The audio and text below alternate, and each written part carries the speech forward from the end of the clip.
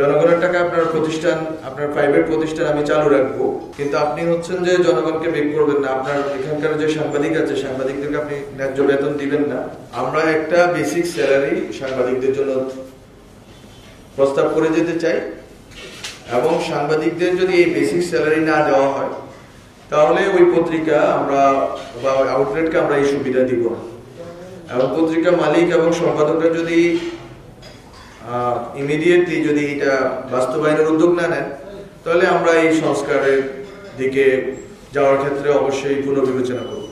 কারণ আমরা গভর্নমেন্ট থেকে আপনাদেরকে সুবিধা দিব, 900 টাকার বদলে 1800 টাকার বিজ্ঞাপন দিব।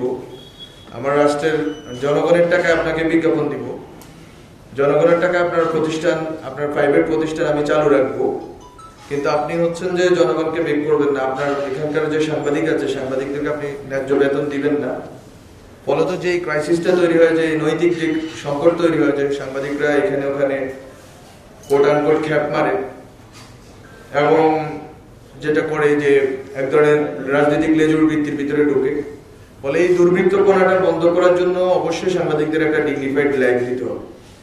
আমরা ওয়েজ বোর্ডের জন্য অন্তত 3-4 বার চেষ্টা করেছি যে বসে নওয়াব এবং যে অ্যাডকো এবং আরো অন্যান্যদেরকে মিলে বসে একটা সমাধানে আসার জন্য, কিন্তু আমার কাছে মনে হচ্ছে গত 3-4 মাসে আমার চেষ্টা আমি সফল হতে পারিনি। আমাদের এখন বেসিক স্যালারি যেই প্রপোজিশন, ওখানে আমরা যাব এবং সেটা যাব শর্ত সাপেক্ষে। এবং টেলিভিশন মিডিয়া আমার কাছে একটা প্রস্তাব করেছে, এটাও শর্ত সাপেক্ষ করে দিব। আমরা ডিজিটাইজেশন করব টেলিভিশন মিডিয়ার, টেলিভিশনের যদি ডিজিটাইজেশন হয় কয়েকশো কোটি টাকা রেভিনিউ বাড়বে টেলিভিশনের, মানে এই যে আপনাদের প্রাইভেট টিভি চ্যানেলগুলো কয়েকশো কোটি টাকা। এবং এখানে আমাদের যে কেবল টিভি নেটওয়ার্কে যারা কাজ করেন, যারা মালিক বা ব্যবসায়ী, তারাও উপকৃত হবেন এবং টেলিভিশন মালিকরাও উপকৃত হবেন। এবং আমরা টিআরপিটা নির্ধারণ করতে পারবো এবং আমরা তখন দেখতে পারবো যে কোন টিভিটা আসলে মানুষ দেখে, এটা একেবারে ঠিক করা যাবে ডিজিটাইজেশনের কারণে। ফলে প্রত্যেকটা টেলিভিশন তাদের পারফরমেন্সের ভিত্তিতে ভালো বিজ্ঞাপন পাবে, ভালোভাবে তারা বেঁচে থাকতে পারবে এবং তারা এটা ব্যবসায়িকভাবে সফল একটা প্রতিষ্ঠান করতে পারবে। সেই সুবিধাও আমরা দেব এই শর্ত সাপেক্ষে যে সাংবাদিকদেরকে একটা বেসিক স্যালারি দিতে হবে। বেসিক স্যালারি দিয়ে এন্ট্রিতে বেসিক স্যালারি একটা লিমিট আমরা ঠিক করতে চাই।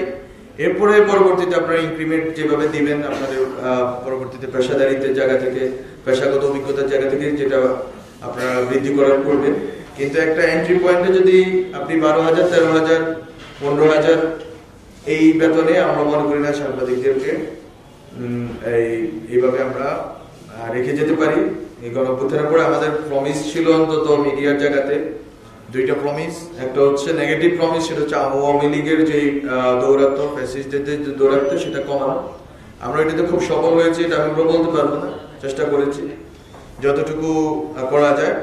কিন্তু আমরা যেহেতু শেখ মুজিবের মতো মিডিয়া বন্ধ করে দিতে চাই না, এবং কালো যে অধ্যায় বাংলাদেশের, যে 4টা পত্রিকা বাদে কোনো পত্রিকা থাকবে না, বলে আমরা কোনো মিডিয়া বন্ধ করি নাই, বরং আমরা মিডিয়া নতুন লাইসেন্সের ব্যবস্থা করার চেষ্টা করতেছি, যাতে নতুন মিডিয়া লাইসেন্স হয়, নতুন নতুন মিডিয়া আসে, কম্পিটিশন থাকে মার্কেটে। একটা কম্পিটিশনের মাধ্যমে একটু আগে যে আলোচনা হচ্ছিল, আমরা গুড অ্যাপল আনতে চাই, ব্যাড অ্যাপল গুলো যাতে চলে যায়।